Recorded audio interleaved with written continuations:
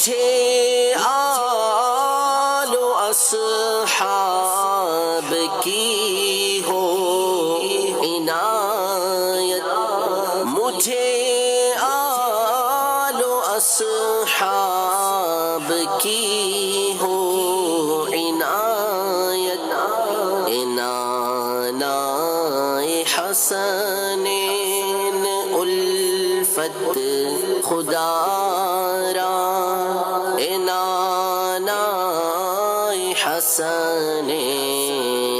الفت خدا را۔ امیر اہل سنت کی بارگاہ میں یہ گزارش ہے، یہ عرض ہے کہ آپ نے اپنے اس شعر میں نبی پاک صلی اللہ تعالی علیہ وآلہ وسلم کی بارگاہ میں دو باتوں کی گزارش عرض پیش کی ہے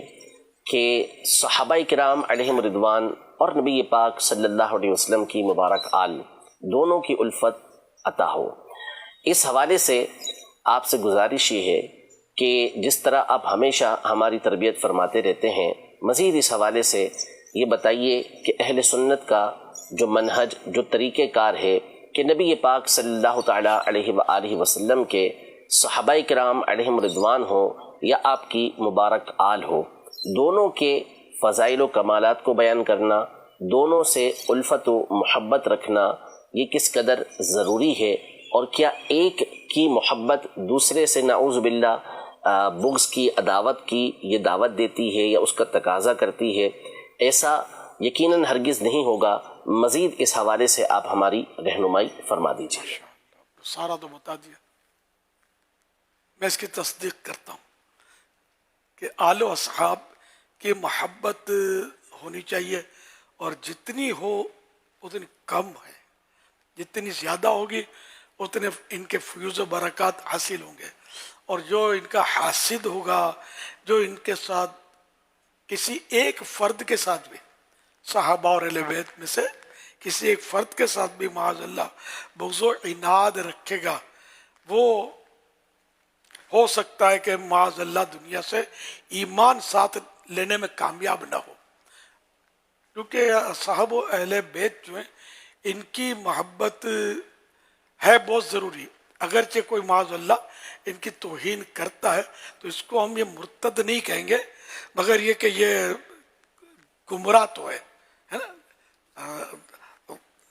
نا، یہ دلالت ہے جو مطلب ان کی توہین، تو یہ ہے خطرناک کہ یہ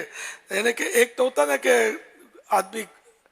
کے عمل میں کوئی فساد ہو، عمل میں وہ گناہ کرتا ہے، یقیناً یہ بھی برا آدمی ہے، اچھا آدمی نہیں ہے، گناہ گار ہے، لیکن عقیدے میں جس کے فساد ہو تو فساد فی الاعتقاد جو ہے یہ زیادہ خطرناک ہے۔ کہ گناہ بندہ جتنا بھی کرے، معاذ اللہ زندگی میں ایک بھی کسی نے نماز نہیں پڑھی، میں فرض کا انکار نہیں کرتا، مسلمان ہے، اور گمراہ بھی اس کو نہیں کہا جائے گا چاہے ایک بھی نماز نہیں پڑھی، لیکن کسی صحابی کے بارے میں وہ برا عقیدہ رکھتا ہے، یا کسی اہل بیت کے کسی فرد کے بارے میں برا اعتقاد رکھتا ہے، تو یہ گمراہ ہے، چاہے وہ تہجد بھی پڑھتا ہے، اشراق و چاشت بھی پڑھتا ہے، ساری نمازیں پڑھتا ہے، اور پیشانی پر داغ بھی سجدے کا، اور لباس بھی، اور پیری مریدی بھی، اور بھلے کوئی مطلب نہیں کہ کوئی بھی اس کو نسبت حاصل ہو اور نیک پرہیزگار مانا جاتا ہو، لیکن اس وجہ سے یہ اس بے نمازی سے یہ بدترین شخص ہے کہ جو ان حضرات میں سے کسی سے بغض رکھتا ہے، عناد رکھتا ہے۔ اللہ پاک ہمیں صحابہ اہل بیت کی محبت پر قائم رکھے اور انہی کی محبت پر خاتمہ کرے۔ کبھی بھی میری آپ سے درخواست ہے کہ کوئی ایسا فرد جو کسی صحابی یا اہل بیت کے کسی فرد سے بغض و عناد رکھے، ان پر تنقید کرے، آج کل کرتے ہیں تنقید، خاص کر سیدنا امیر معاویہ رضی اللہ عنہ کے بارے میں بڑا ہائی لائٹ ہوئے ہیں، اس طرح کے لوگ، داڑھی بھی ہوگی، بڑا تقریریں بھی جھاڑتے ہوں گے اور مطلب سب کچھ کرتے ہیں، لیکن سیدنا امیر معاویہ رضی اللہ عنہ کے بارے میں یہ بک بک کرتے ہیں۔ تو ایسوں کی گلی سے بھی نہیں گزرنا، ان کی آواز کان میں پڑے تو کان بند کر لینا، کہ خدا نہ کرے صحابہ اہل بیت کی محبت کی شمع جو روشن ہے ہمارے دل میں وہ کہیں مدھم نہ پڑ جائے، یا خدا نہ خواستہ کہیں یہ بجھ نہ جائے، خطرہ، بہت خطرہ۔ تو یہ بالکل 440 واٹ یہ مثال ہے، یہ تو کروڑوں واٹ کا سمجھو خطرہ ہے اس میں۔ تو کبھی ایسوں کے قریب بھی نہیں جانا، بھلے وہ اہل سنت ہی کہلا رہے ہوتے، ان کے قریب نہیں جانا۔ اہل سنت وہ جو میرے آقا امام اہل سنت اعلیٰ حضرت امام احمد رضا خان رحمۃ اللہ علیہ، جنہوں نے صحابہ اہل بیت کی محبت کے ہم کو جام پلائے ہیں، اور ان کی کسوٹی پر جو پورا اترے نا، بس وہ واقعی اور پکا سنی وہ ہے۔ ورنہ آپ مہربانی کر کے کسی کی آستانے کی چمک دمک، کسی کی تقریر کی مطلب رمق اور تم تراق اور خطابت کے فن جوہر دیکھ کر پھسل مت پڑنا، ہاں خدا نہ خواستہ۔ میں آپ کی بھلائی کے لیے کہتا ہوں۔ الحمدللہ میں تو صحیح بات میں اپنا بتاؤں، دعوت اسلام تو بہت بات میں بنی، الحمدللہ صحابہ کرام علیہ رضوان کے تعلق سے اور اہل بیت کے تعلق سے میں مطلب جذباتی حد تک میری وابستگی شروع سے ہی اللہ کی رحمت سے، یہ سمجھے ہمارے گھر میں سے ہم کو یہ گھٹی میں ملا ہے یہ فیضان، الحمدللہ۔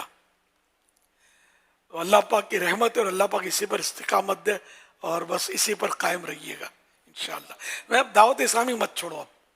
انشاءاللہ آپ کو کچھ نہیں ہوگا۔ ہاں دعوت اسلامی چھوڑ دو گے تو کہیں ادھر ادھر ہو سکتا ہے کہ نکل جاؤ اور کہیں پھنسا جاؤ۔ ہر جگہ مطلب شیطان نے اپنے جال بچھا رکھے، خوبصورت جال، پرکشش جال۔ کوئی ہوا میں اڑ کے دکھائے آپ کو، سمجھے، آپ کو چھو کر کے جنات اتار دے،